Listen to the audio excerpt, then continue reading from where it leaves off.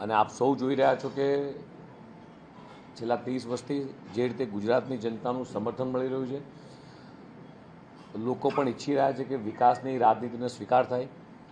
દેશના યશસ્વી પ્રધાનમંત્રી માનનીય મોદી સાહેબ ગુજરાતના મુખ્યમંત્રી હતા ત્યારથી જ્ઞાતિવાદ, પ્રાંતવાદ, જાતવાદની રાજનીતિને મુક્તિ આપી અને વિકાસની રાજનીતિને વેગ આપ્યો છે. ત્યારે માત્ર ગુજરાત નહીં, સમગ્ર દેશની 140 કરોડ જનતા આ વિકાસની રાજનીતિને પસંદ કરી રહી છે. આપ જે રીતે જોઈ રહ્યા છો એ રીતે સમગ્ર ગુજરાતની અંદર વિકાસની રાજનીતિને પ્રાધાન્ય આપવામાં આવી રહ્યું છે.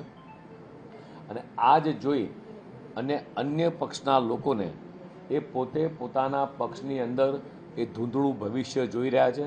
અને એમને બધાને ખબર છે કે ભારતીય જનતા પાર્ટી પાસે એક વિઝનરી નેતૃત્વ છે.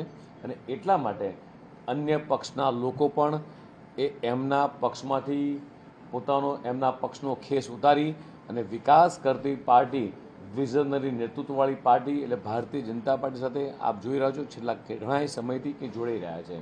અને એટલા માટે જ આજે રાજ્યની અંદર ચૂંટણી પંચ ઓફિશિયલી આંકડો ડિક્લેર કરશે 300 કરતાં પણ વધારે સીટો પર એ બિનહરીફ થવાના આપ બધા જોઈ રહ્યા છો કે બિનહરીફ થયા છીએ. ઘણી જગ્યાએ ટેકનિકલ બાબતોના કારણે કદાચ ફોર્મ રદ થયા હશે, ક્યાંય કોઈ પણ જગ્યાએ કોઈનું ઇન્ટરફિયન્સ હોતું નથી આની અંદર.